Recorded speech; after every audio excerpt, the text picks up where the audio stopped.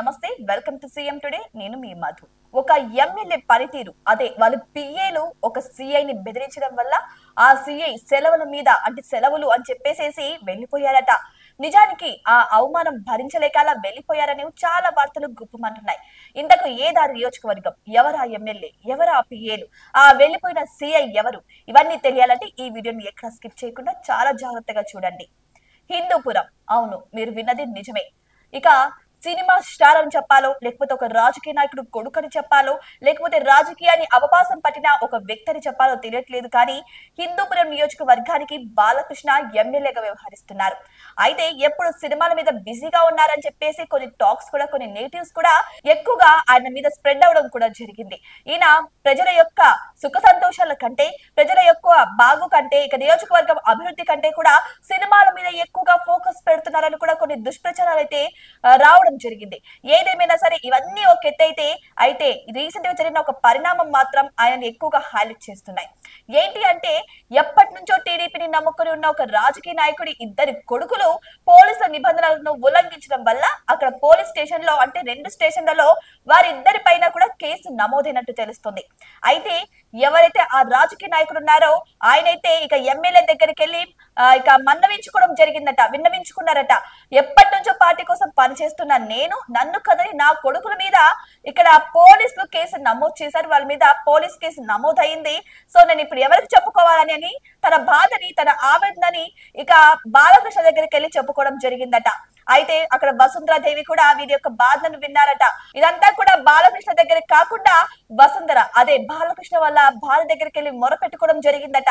అయితే ఇదే పరిణామంలో ఇక బాలకృష్ణ పిఏలు హిందూపురం రూరల్ సిఐ అయినటువంటి ఆంజనేయుల దగ్గరికి వెళ్లి వార్నింగ్ ఇచ్చినట్టు తెలుస్తోంది.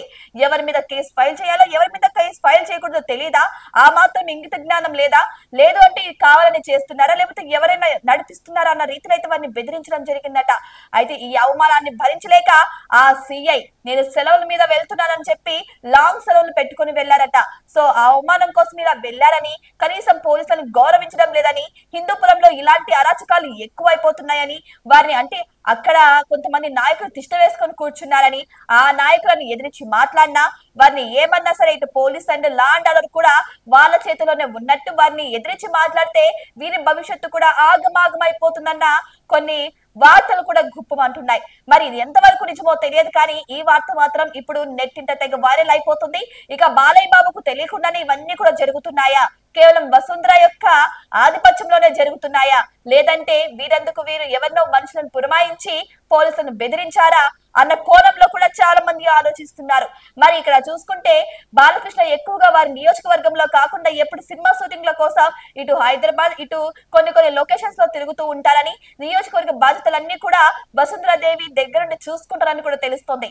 మరి ఈ విషయం వసుంధరాదేవి దగ్గరికి వెళ్ళి నిజంగానే మొర పెట్టుకున్నారా, వారే ఇక బాలకృష్ణ పియ్యలను పంపారా, లేకపోతే ఇక బాలకృష్ణ పియ్యలు పోలీసుల దగ్గరికి వెళ్ళి ఇంత బెదిరింపు చేసినప్పటికీ కూడా ఈ విషయాలు ఏమి బాలకృష్ణకు తెలియవా అన్న కొన్ని ప్రచారాలు కూడా బయటపడుతున్నాయి. మరి కేవలం ఇది లేకపోతే ప్రతిపక్ష నాయకులు ఎక్కువగా వీరిపై స్ప్రెడ్ చేస్తున్న నెగటివిటీ అనేది కూడా ఇంకా తేలాల్సి ఉంది.